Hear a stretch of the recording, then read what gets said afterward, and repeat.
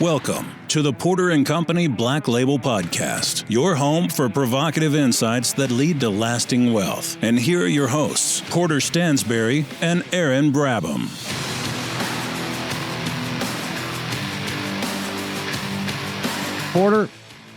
Mr. Chairman, how are you? I'm doing great. I'm fired up. Today is my favorite podcast we've done all year. Yeah. We have my old friend and very significant intellectual mentor, Doug Casey, joining us in a minute. For those of you who've never heard Doug speak, I hope you'll stick around and listen to the whole interview. He's brilliant. As people who know him like to say, he has a V12 mind. Yeah, I think of Doug as an absolute Renaissance man. And I know that we'll probably get into it. He's got 3 books. It was supposed to be a series of 7 that are fantastic. And it's kind of required reading, really, for today. It's brilliant. And it's a great gift to give your kids or grandkids. But we'll get into that in a minute. Let's head off the show with the way we usually do, with some fun topics. What you got for us this All right, month? Porter. These aren't necessarily as fun as they are kind of concerning when it comes to, I'll throw some statistics out for you, okay? Okay, let's go. The U.S. now has a record $17.5 trillion in household debt. I'm sure that's fine. Record $12 trillion in mortgages. Record 1.6 in auto loans. Near record 1.6 trillion in student loans, which nobody's paying anymore. The student loans are such great investments. Yeah. And a record 1.1 trillion in credit card debt. Now, the credit card debt is very interesting. Those could be great investments. Explain that. Well, I think right now there's a very growing consensus that a serious recession is inevitable, and there's going to be a very large number of defaults. And as you know, the recovery rates on credit card debt is virtually zero. Yes. Very little recovery on these debts. And so as the credit card companies continue to take rising charges for expected losses, as more credit cards entered a state of default, 30 days, 60 days, 90 days, written off, those stocks are going to come under a lot of pressure. Yes, they will. And they will trade at a very high yield and at a very low multiple. And these are, it's unfortunate, but these are very good businesses, very capital efficient, and you can make a lot of money if you buy them at the right time in the cycle. So I'm not suggesting you go out and buy Capital One today. Please don't say I said that. But I am suggesting that there may come a point this year where there is a lot of stress in the credit markets, and where you see that stock trading at 2 or 4 times earnings and yielding 10 or 12%, and that's a very interesting situation. And there's a good chance that we will be watching those. Our analysts will be all over that. So if you guys are subscribers, then prepare for that. Porter, I got to get your take on this. You're chairman of the board. You understand you run a publicly traded company right now. This blew my mind the other day, and I'm still trying to wrap my head around it. I'm sure you saw that the idea of the shareholder for Tesla that had 9 shares that sued, and Delaware judge said, you know what, you're right, Elon Musk doesn't get the $55 billion bonus. Yeah, that is shocking, and I think it's going to have very serious repercussions for the Chancellery Bar in Delaware. A lot of people incorporated in Delaware deliberately because that particular court had such a great reputation as being a very thorough and fair court for both management and investors. And this decision, which just sort of challenges common sense, is going to cause a big problem. And you've already seen that with Tesla moving their incorporation from Delaware to Texas. Immediately, Elon Musk is saying, don't have a corporation in Delaware, which I used to. And so a lot of people do. But it's shocking too, because there were no guarantees in that contract. If he hadn't built Tesla's equity value, he wouldn't have gotten paid. And the reason why he got paid so much was because he created so much value. So there's lots of fair criticism of this decision, lots. And I think that's the bigger issue that I have here. It's once again, it's this whole idea of this mob, right? This woke mob going after successful rich people that are merit based. Now, this will be an interesting question, because I am sensitive to this issue, and I will never comment publicly or privately about what my expectations are for market-wise. Right. We don't make predictions about the future as a management team. We just do the best we can, and then we let the results speak for themselves. But just hypothetically, let's assume that I'm not Elon Musk, but let's assume I can multiply the value at market-wise 20 or 30% a year, like I did historically for 20 years when I ran it before. And that, of course, builds a lot of equity value. It's, let's say, just round numbers, it's $1 billion business. Let's say I create 200 to 300 million a year in equity value there for, let's say, 10 years. Well, that's a lot of money. That's $3 billion. Yes, it is. And how much money should I be paid as a result? If again, hypothetical, I'm not saying this will happen. Hypothetical, if I create $3 billion worth of equity value, it doesn't seem unreasonable for me to ask for, say, 10%, $300 million of compensation. No. You know how much, if that happens, and I do that over the next 10 years, do you know how much I'll be paid? $10. What? I get paid $1 a year. Oh, yeah, that's right. And why did I do that? That's I right. did that because I do not want to give this mob that you're talking about any ability to criticize me, and they will. But when they see someone like me who's behaving ethically and who isn't greedy, then what can they say? Well, they'll say things, but you're their kryptonite because they can't do anything. Yeah, I am not what you keep saying I am. That's right. Because of my skin color, because of my wealth, because of my political views. I'm not. That's right. And I think the best way to handle that is by demonstrating that economically, by being very generous with our employees and by not being greedy. Yeah, and I look forward to seeing what you do with MarketWise. And I look forward also to one day you returning back to the barn and having a bit more peaceful life, but you've got business to take care of for now. So do what you need to do, Porter. Yeah, I got to get some shit done. Yes, you do. All right, Porter, I got one ridiculous thing before we get to the Doug Casey. It's New York City hands out $53 million to illegals. Okay. What? No way. Yeah, this is to illegals. It's in prepaid cards. Okay. No and it's to way. migrant families. Oh, you know this has got to be a scam. New York City. There's no more. These prepaid cards are like the heart of all these financial scams. Absolutely. Yeah, absolutely. So no one's tracking these things. No. So this money isn't going to the illegals. It was approved for the illegals. It's going to the political people. It's got to, right? Yes. So this new program, Mayor Adams is defending. Sorry, I know I keep interrupting, but it's kind of like the billions we're allocating to Ukraine. Right. We're approving it for Ukraine, but we got no idea where it actually goes. Well, there's no watchman, and that's what Rand Paul wanted. He's like, look, if we're going to do this thing, we got to have somebody watch this money. But of course, they won't allow Ukraine's that. the most corrupt Western country in the world. Yeah, there's no money laundering going on over there. So, anyways, this is $53 million, and as you can imagine, Americans are kind of getting pissed off about this illegal immigrant thing, right? They're taking over hotels. They're kicking Shutting veterans down high out. schools, community centers, all this stuff. I mean, they're taking over and everything. of course, the media is loving this. They're just hitting that button. They love it. They know it upsets people, so there's just more and more reporting about it. That's right. More trauma, more fear, more all that garbage that they love. So basically, Mayor Eric Adams defends this new program, saying it's going to save the city money from their current plan because they're actually spending more right now. And so this comes out to about $350 a month per person, this is even worse, 40% more than the current low-income SNAP recipients receive. So we have Americans that are on the SNAP program that, you get your food. The illegals are getting 40% more now. That doesn't seem, both of those things seem crazy to me. You shouldn't be able to tax one person for money and give it to another person, right? That's just going to start a whole set of governmental problems. Yes. That we don't need to have. But certainly, it doesn't make any sense at all to give financial benefits to illegal immigrants. Yeah, that's what's happening. It's shameful, but I can promise you there's more to it than meets the eye. Oh, there always is. It's the prepaid cards. Right. It's who knows where they end up going. It's always the contracts. It's always the grift. It's always unaccountability and all that type of stuff. So, which, by the way, Doug Casey knows a lot about. He's been writing about it for a long time. He's the expert on busting up the grift of what countries and governments do. Let's bring in Doug and have a good chat. Porter, it's none other than the legendary Doug Casey, one of your mentors from many years ago, and a Renaissance man, a true Renaissance man. I'm so looking forward to talking to Doug. Unfortunately, Doug, I never get to talk with you enough. I wish I had 3 hours a day just to talk with you. But before we bring in Doug, I want to just tell one quick story. I grew up with very religious parents, and I grew up in the Christian faith. And I got taught a version of morality in that process, and I would say it's not far from wrong. Lots of good people in the Christian faith.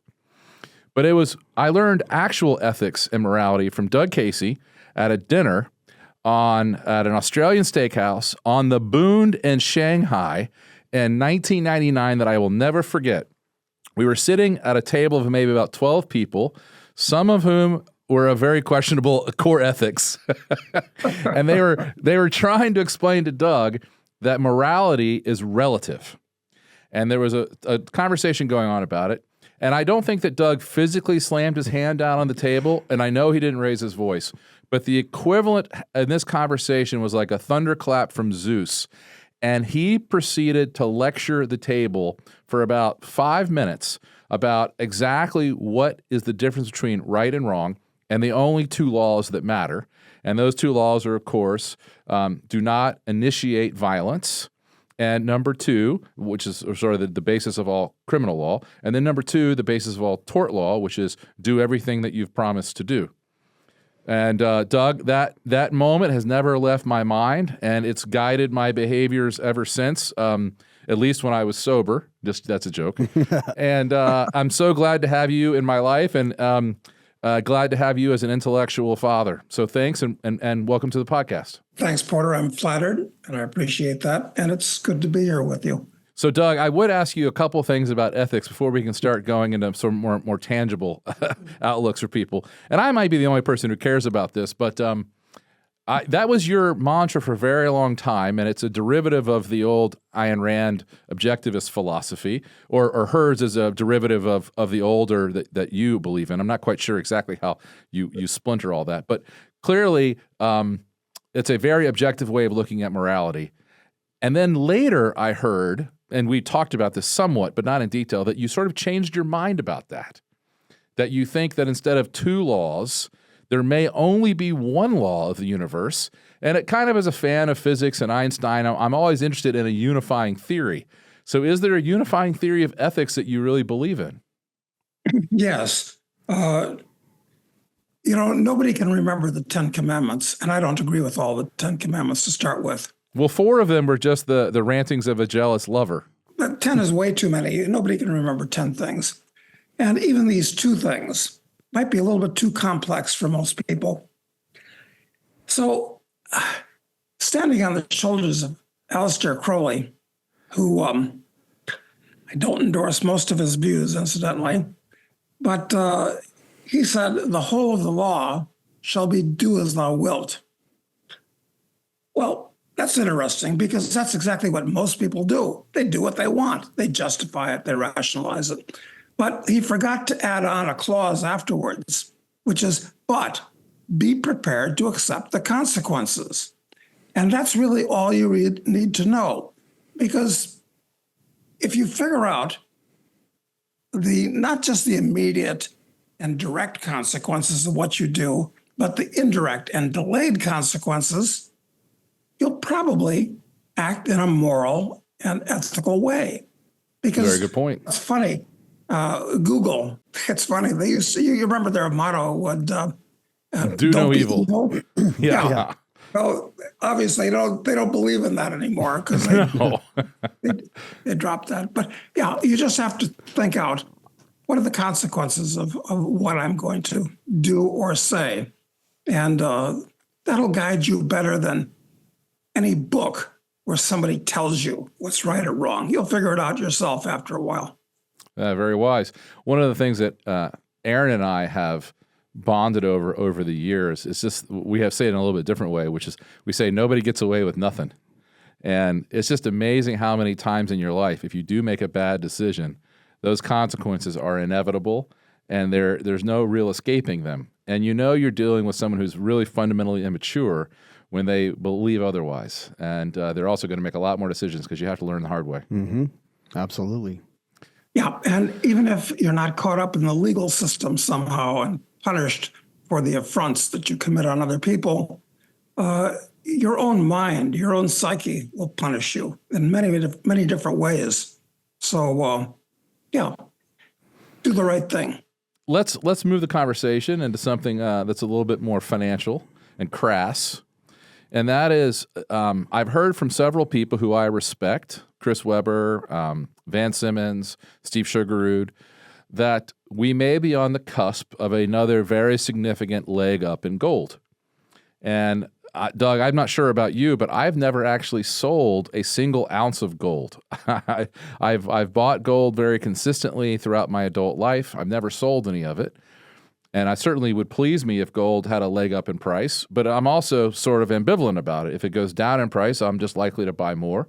If it goes up in price, well, then that's fine too. As I'm sure everyone here knows, I don't really see the gold price the way most people do. It's a barometer of inflation and not much more or less. So I'm just curious, Doug, do you think that we're going to see in the next 2 or 3 years a major leg up in gold? Do you have a much higher gold price target? And what do you think about the relative attractiveness these days of the junior mining stocks? Okay, those are all good questions. I've been a gold buyer. Actually, ever since I read Harry Brown's book, You Can Profit from the Coming Devaluation. It came out in 1970. The devaluation happened in August of 71. So I've actually been buying gold, small amounts then, because I didn't have any money then. I was just out of college, which was a mistake, going to college. That's another story. But so if I started buying it at $35, it's kept up with about everything. It served its purpose. It's a store of value. So I'll continue to buy gold. And how high is it going to go from here? It's in addition to everything else, it's a crisis hedge. So as the world falls apart in the years to come, and I believe that it will fall apart, we're actually looking at the ongoing and accelerating collapse of Western civilization. That's going to create chaos and fear, and people are going to buy a lot more gold. They'll probably go a lot higher than it should. Right now at $2,000, it impresses me as reasonably priced relative to what you pay for a meal, clothes, a car, a house. It's reasonably priced gold. But I think it could go a lot higher in real terms, not just nominal terms. So that answers the first part of the question. But don't treat it as a speculation. That's a mistake at this point. Yeah, I agree strongly about that. I think people who are gold, want to trade in and out of gold are kind of making a mistake. It's a barometer of inflation. It's not necessarily a productive investment. It's just a hedge against chaos and against the inevitable devaluation of the dollar. And everybody's going to feel a lot better if they have a big pile of gold, physical gold, in their own possession. That if everything else falls apart, they've still got that. That's the way it should be treated. It always has been. What about these wonderful lottery tickets that have been so good to you over the years, these junior mining stocks? Well, they've been very, very good to me. I've actually owned a couple of stocks that, against all odds, went 1,000 to 1. And actually, I rode that. I rode those trains just about to the end. Should people buy little mining stocks? Probably not. Most people shouldn't. Mining is a crappy industry. It's a 19th century choo-choo train industry where all the capital, you put giant amounts of capital in the ground to find the deposit. Chances are you're not going to find it. So most of the money you spend exploring is gone. So that's wasted. And then your trouble really starts if you find what looks like an economic deposit. Then you've got to spend millions more developing it and drilling and proving it out. But your troubles haven't even started then. Once you make a production decision, now it's going to cost you tens or hundreds or billions of dollars, all up front. And look, anything that can go wrong in mining will go wrong. It's a horrible business. So forget about it as a business. This is not like finding a gold mine back in the days of Deadwood, where we're all going to be millionaires. No, business has changed. So, but why am I still involved in these things? And I still am very actively. It's because they happen to be among the most volatile stocks on the face of the planet. When they move, they really move. And I said, I've personally been involved in 2 deals. that have gone nearly 1,000 to 1. One was Brex, not quite that much. I wrote that from $1 to $2.50. So that wasn't 1,000 to 1 shot, but that was only over a couple of years. And it was a fraud, as it turned out. Lots of that in the mining business also. The other one was Diamond Fields, where I bought it at a quarter and it went to $2.50 and I had warrants. So that was better than 1,000 to 1. And that was an accident. So it wasn't that I was a genius. And a third, and that's in that period of time, I had a third stock that treated me really well. I had a fraud, an accident, and the third was a psychotic break. There was a company that, what the hell's the name of that company? It's still around. A broker in Chicago who had a lot of money, a lot of clients. He personally drove the stock from like 50 cents to $20. And I did private placements with warrants all along the way. So it treated me very well. But this is not atypical of what happens in the mining business. It's not for investors. You can't invest in mining for all kinds of reasons. And if you think so, it's stupid to think so. So anyway, I own lots of these crappy stocks. And as we speak right now, even though gold is about $2,000 an ounce, these stocks, by most parameters, are at their lowest level in history. It's actually rather anomalous. And we're going to talk about why that is and why I think that's going to change. But that's it in a nutshell. I'd like to just mention one thing, which was 9 years ago in 2015, there was another anomalous period that was very similar.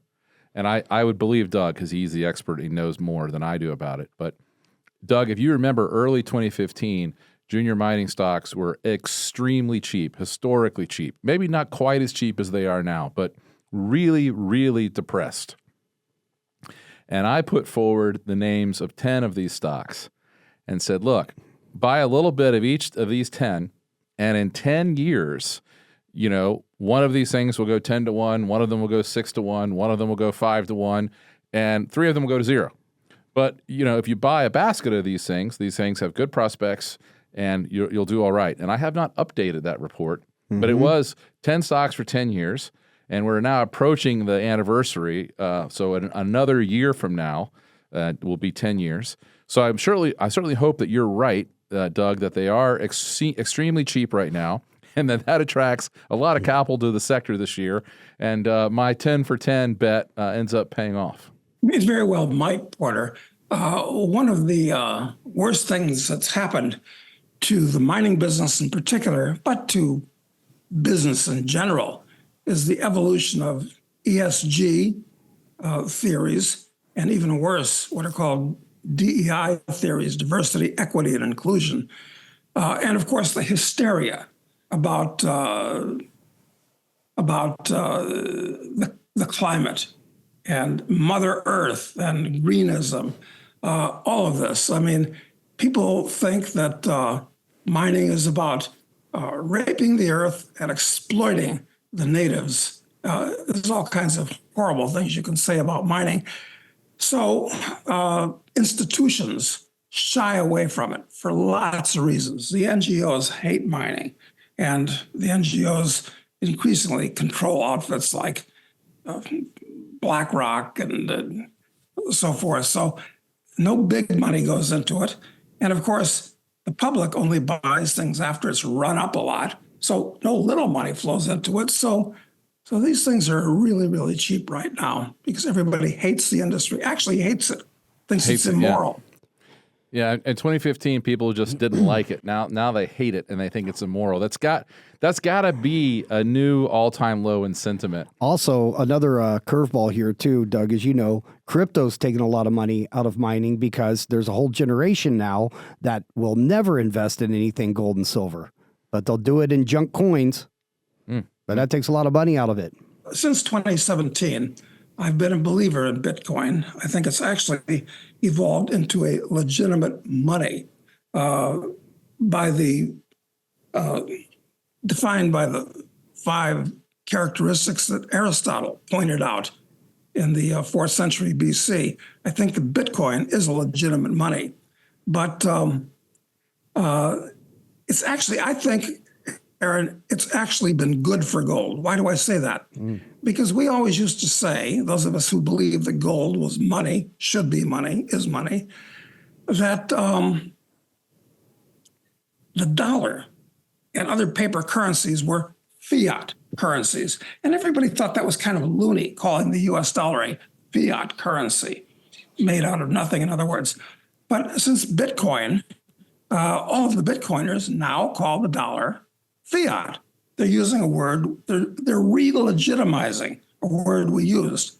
And I think as time goes on, they're going to see, yes, it's smart to have Bitcoin, but you must also have gold.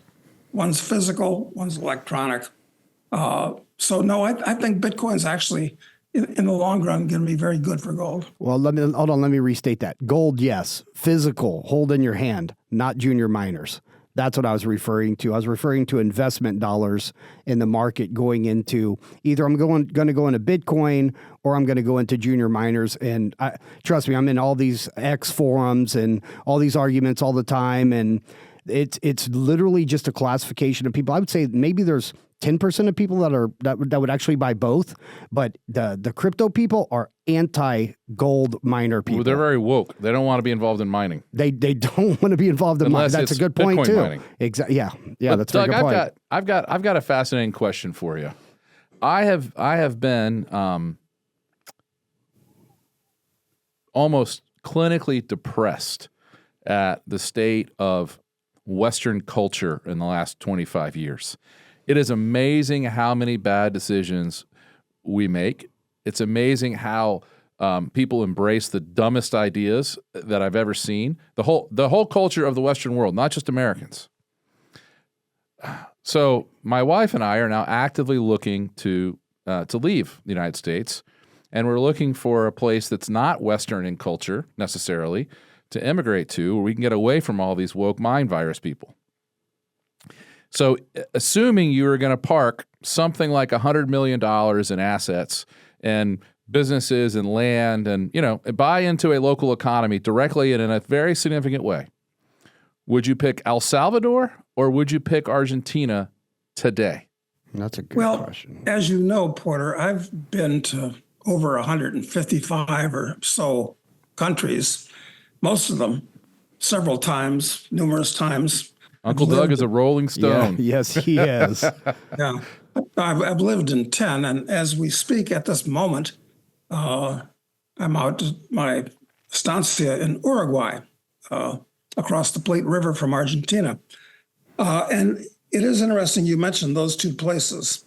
I would have said that El Salvador, I would say after Haiti, it was the worst shithole in the Western Hemisphere. No question about it. Awful place. Awful. I could go into why. But it's amazing what Bukele has done by rounding up 60,000 criminals, violating their human rights and all this. All the liberals are whining about this.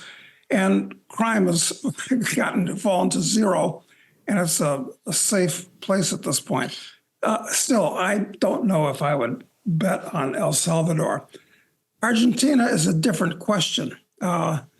Argentina, of all the countries in Latin America, it's the most European, along with Uruguay. It's the most, by far, the most outward looking. It looks towards Europe and always has. It has by far the biggest libertarian tradition, and it does have a big libertarian tradition. It used to be wealthy, but since the days of Perón, it's been captured by leftist ideas and has gone downhill, downhill, downhill for 80 years. And finally, when Javier Milei ran, the average Argentine doesn't understand economics. Nobody, the average guy anywhere doesn't understand economics, certainly not the average American. But he's radical. He's a genuine anarcho-capitalist. He doesn't believe that the government should exist. In other words, like you and like me, he thinks the government can be and should be anyway abolished. And he's fighting an entrenched deep state. But finally, I don't look like an idiot for putting a huge amount of money in Argentina prematurely. It just took 25 years, Doug. Right. Listen, if you're too early, you might as well be wrong. But on the bright side, it's been a very pleasant place to live. Do you still own the Lake Region property? Yeah, we bought basically Bill Bonner and Frank Giustra, and it was mainly the three of us and half a dozen other guys. We raised $40 million, and we bought 150,000 hectares to Americans. That translates to, let me see, multiply by 2.2 per acre. Almost 1 million acres. Yeah, a huge amount of land, plus some beachfront land, plus other stuff, a couple of country clubs. That part was stupid. But, and we still own it. We sold part of it. And I think the worm is going to turn. What I think is going to happen with what's going on in Europe is going to be, I used to say Europe is going to be a petting zoo for the Chinese. I'm not so sure about that anymore. What's actually happening and is going to happen, it's going to be overrun by Africans and Arabs. And I mean overrun by the millions, by the tens of millions. This has already happened in major cities, all over Western Europe, but it's going to get much, much worse. It's the same thing that's happening in the U.S. now, where, this actually beggars imagination, where there are 250,000 people a month that come to the southern border from all over the world, and they're given free money, free cell phones, clothes. They're shipped across the country. And it's actually insane that we're paying to have the culture of the U.S. destroyed. Same thing is happening in Europe. All right, get back to Argentina. It's not happening in Argentina, I promise you. And what is going to happen is this. I think, I'll make this prediction. Over the next decade, there are going to be hundreds of thousands of wealthy, freedom-oriented Europeans, Americans, and Canadians, because Canada's turning into a shithole too, at least as fast as the U.S. They're going to pile into Argentina and Uruguay. So I think this place is a good bet for the future. Now, there's other places in the world that I like, but governments all around the world are going downhill and taking their countries with them. I mean, I've long said, I'm amazed when people support politicians, because people that get into politics are by their nature people that like to control other people and think they know what's best for them, and are willing to use a gun disguised by law to make them do what they're told. So people that are in politics are basically criminals by psychology. But there's no place in the world that's good at this point. But Argentina and Uruguay are your best choices. Very good. Well, Doug, I really appreciate your time. I know you're on the way to the gym. We don't want to keep you all day. Thanks so much for tagging along with us. And for folks who want to follow your thinking on a regular basis, tell me about the content that you're putting out right now. I advise people to read the 3 novels that I've written with John Hunt. They're outstanding. And is there going to be a 4th? Well, I'm very lazy, and I'm not motivated to do anything, quite frankly, Porter, except watch the collapse of Western civilization on my widescreen.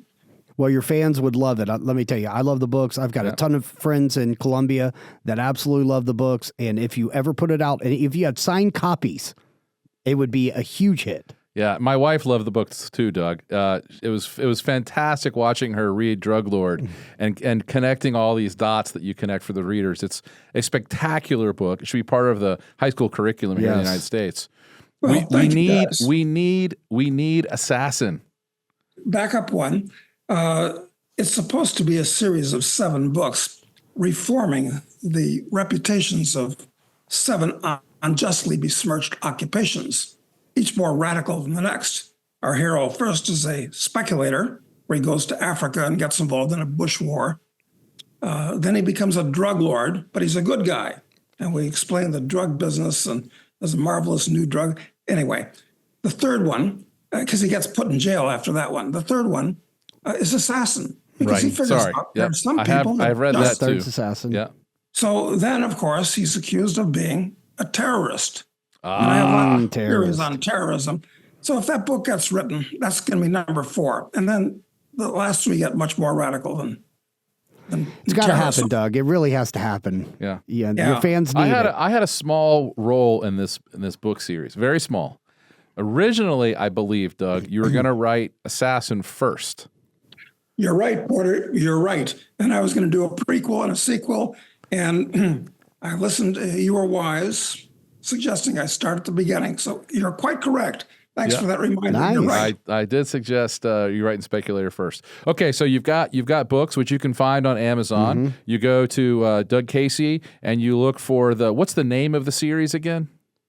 Well, it's the High Ground series. The High Ground Higher series, Grounds. yep. And it's drug lord. Sorry, it's speculator, drug lord, and assassin. And we're waiting on terrorist. Yes. We're waiting on terrorist. Not even be in draft form. Yeah, we'll see what happens. But in the meantime, I do a couple other things. I have a blog called internationalman.com. It's free. And I write for that every week, along with some other really good guys. So everybody should subscribe to that.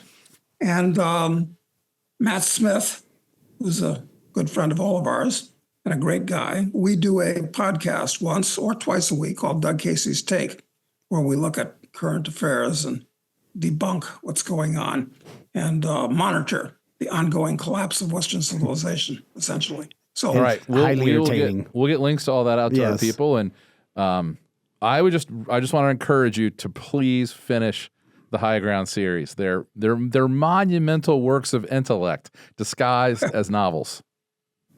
well, somebody has to pick up where Ayn Rand left off, I think. Yes. I agree. All right, Doug, thanks so much for being a part of this podcast. It's great to see you again. And I do plan on coming down to Argentina, Uruguay this year, maybe as soon as next month. So I will be in touch. Oh, that'd be fantastic, Porter. And you're making the right move coming down here because prices are dirt cheap. I can't wait to see him. Okay, Doug, thanks so much. I'll see you soon. And Aaron, good talking to you. Doug Casey. I mean, what can you say? A literal living legend. He's been so much to me in my life, and he's done so much for me, and it's great to just see him. I really got to get down to Uruguay, spend some time with him. He would love it, and also we get the upside of seeing Matt Smith. Yeah, and maybe I can point the listeners to some opportunities down there.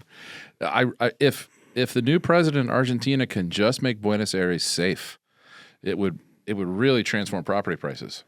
Yeah, and I know I've got friends that are boots on the ground down there right now because, I live in Colombia, and I got to tell you, it's very attractive to me. The prices are really, they're kind of bottoming right now, right? And, Doug brings up a great point of where are Europeans and Americans and Canadians going to go? They're not going to Europe. They're not going to America. They're not going to Canada. Think about a good long-term investment it would be if you could round up couple $100 million, leverage that into creating something in the Recoleta, which is the upscale district in Buenos Aires, that was designed for digital nomads, and encourage people, like exactly what happened in Medellin maybe 10 years ago. Yes, that's right. Encourage people to come with certain kinds of residency cards and permissions to come there and start working. And, what Doug was telling us, I think it might have been after the recording, but he was telling us that you become a citizen in Argentina requires only 2 years of living That's there. it. And you only have to live there for 6 months. Yep. Which is, that's pretty easy to pick up another passport. There is no faster passport in Latin America. I've researched it. And 2 years, it's the second that you get there, you are on your path to residency, on your path to citizenship. And that's unprecedented. And by the way, what are the things that we love? Meat and wine. Yeah. And what do they have down there, Porter? Lots of good wine, lots of good beef. Yes, they do. Yeah. Well, I think it's very attractive. If they can find a way to make it safe, if they can pick up the El Salvador technique of just putting the violent people in jail, then it would be very attractive. So I'm going to go take a look this spring, and we will report back. Yes, definitely. Okay, Porter, let's get into a couple of segments here, and then we'll close out the show. So I just was on X. I love X, as you do. Love it. Clown world, you just can't make this stuff up. This comes from Canada. We were talking about Canada not being free as well. There's an NDP bill is seeking to criminalize the promotion of fossil fuels. You ready for this, Porter? Oh, man. And prescribe. Hold on. This is in Canada. This is in Canada. Do you realize how big the fossil fuel industry is in Canada? Huge. So we're going to make our greatest natural resource advantage, our greatest comparative advantage in trade, we're going to make it criminal. For you to talk about it in a bad way. You ready for the quote? Here's the quote. It is prohibited for a person to promote a fossil fuel related brand element, or the production of a fossil fuel. Basically, what it's saying is, if you were to promote any type of fossil fuels over climate change agenda, you can be charged as an individual. So if you wrote this on your X. So hold on. It's not only a law that's targeting the fossil fuel industry, it's also a law that's targeting speech. It's speech. This is a speech law. So as an individual, for example, if this passes, which it probably will, if this passes, Porter, and you got on a rant on X. How is Canada going to have anyone willing to live there? You get up to a $500,000 Canadian fine if you're in the oil, if you're in the petrol. $500,000 fine. Up to if you're in the petroleum industry. And you make a comment that's derogatory against climate change, you get up to $1 million fine and up to 2 years in jail. These people are like Jacobins. They're really insane. They're insane, like literally insane. You know, I got to tread very lightly here because there are still speech codes. Yes, there are. Believe it or not, I'm not allowed to speak freely about a topic currently. Not allowed. But let me just say this: in many high schools in America today, there are teaching something called what is it? It's not latent bias. It's what do they call it? It's part of the DEI speech codes in schools, and they say, I forgot the term they use, but they say that white children have a form of prejudice, a form of racism that's so deeply seated in their psyches that they're completely unaware of it. So we got to draw the trauma out, and that we can't. So in other words, there are people who believe they can read other people's minds, and they're no longer simply judging their behaviors. They're judging they're judging and interpreting their speech and their thoughts. Well, I mean, they have to socialize them to put the guilt into them to draw out this ancestral racism that they have, Porter. Really madness. That's madness. No, it's complete madness. And the same thing with transgenderism. Yeah. It's madness. Are there some people who have legitimate confusion of their sexuality? Of course. Hermaphrodites?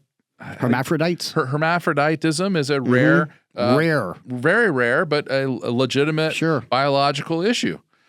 But I was reading somewhere that like 4 out of 10 10-year-old girls now believe that they're misgendered. Yeah. No, it's in the 30s, 40%. It's unreal. It's like a giant social delusion. It's a complete delusion. Well, now there's even the furries, which are kids identifying as animals. It's a legitimate thing. I've always loved dogs, but I didn't think I was a dog. No, and that's not good to do that. All right, Porter, let's get to the mailbag. And if you guys want to write us, we always love the feedback. Podcast feedback at porterandcompanyresearch.com. Also, we will read angry feedback. Yeah, bring it all. We love it all. Nothing funnier than having Porter read mean tweets. No, fortunately, we actually get a lot of really good feedback lately. People are enjoying the show. Ooh, I have a good one. I got a. Oh, you've got a mean one? Is it a mean tweet? Mean X tweet? Okay, while you're looking for that, I'll look for the mean tweet. While you're looking for that, I'm going to read these. So Ed wrote in, well done. The discussion was valuable, but the segment with Doomberg was priceless. Thanks for bringing such an intelligent guest to the program. Please try to duplicate the episode many more times. Here's the issue, Porter. Yeah. How many people are as smart as Doomberg? when it comes to knowing their field. Nobody. So guys, we don't want to let you down with our guests. We get the best that we can, but Doomberg is special, just FYI. And Jeff said, great podcast, first time listener. I really enjoyed Doomberg's segment. Keep up the great work. That is our feedback for this week. Once again, podcast feedback at porterandcompanyresearch.com. All right, Porter, let's hear your mean tweets. My main tweet was, I got involved in this dispute, which I'm not allowed to discuss. Okay, I know which one. And someone associated with this dispute sent me a mean tweet. Oh, really? He says, quote, "You are an absolutely comedic level loser." I'm in multiple group chats about this dispute. Yep. And the Google searches and comments we find about you are hilarious. That's his, of course, yeah. That's his wording. I don't know quite what that means. And then he says, "I hear you see your kids twice a month." And I'm like, well, yeah, I'm divorced. Yep, that's and yes, kind of what they do. I visit with my sons twice a month for 5 days. Parental custody. Yeah, and that's, it just seems a strange thing to insult someone with. But he goes on and he says, I can't say some things. Then he criticizes me. He says, quote, "These people want the loser, thief, liar living in Miami to shut up and focus on being a father." As though I can't criticize an institution here without somehow losing my rights as a parent. So can I read my reply? Yeah, I would love it. I can't. It's got too much. Okay. It's got too much information in it. All right. Anyways, yeah, there was a sensitive subject that happened recently, and let's just say we can't talk about that subject. However, we will tell the story someday. We will tell it one day. Yeah, we will tell it one day. Porter actually has a plan to tell the story. And here's the deal with Porter that maybe you guys don't know. It's a big fight about DEI. It's a big fight about DEI, but here's what you also don't know about Porter. In his DNA, he never forgets when something goes sideways and people do stupid things, right? So in your history, in your career, you've taken mental notes of other financial publishers that have wronged some of your staff. And right. It's really fun when, it's like 7 years later, no one even remembers. And I'm like, wha-bam! And let's just say Porter's got a plan for this one, so it will happen. And when it does, we will certainly talk about it and we will enjoy it. We really do not like racists. No, don't not like at all. racists. Nope. Don't like anyone who's prejudiced. Don't like people who insist on judging other people on the basis of their skin. Nope. We think that's disgusting. Yep, definitely. All right, well, that's our show this week, Porter. What a way to end it. Everybody, thank you so much for being our listeners, and we have a lot of exciting stuff coming for you for the rest of the year, lots of exciting guests. But once again, we wouldn't be here without you guys, so thank you so much. Thank you all very much. Thank you for listening to the Porter & Company Black Label Podcast with your hosts, Porter Stansberry and Aaron Brabham. We'll see you soon.